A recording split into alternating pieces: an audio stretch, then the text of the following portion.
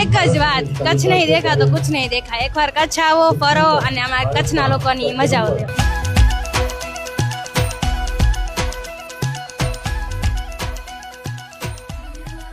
અષાઢી beach Kutch કાર્નિવલમાં તમે શું perform કરવાના છો માં આશાપુરા માતાજીની સ્તુતિ કરવાના છીએ.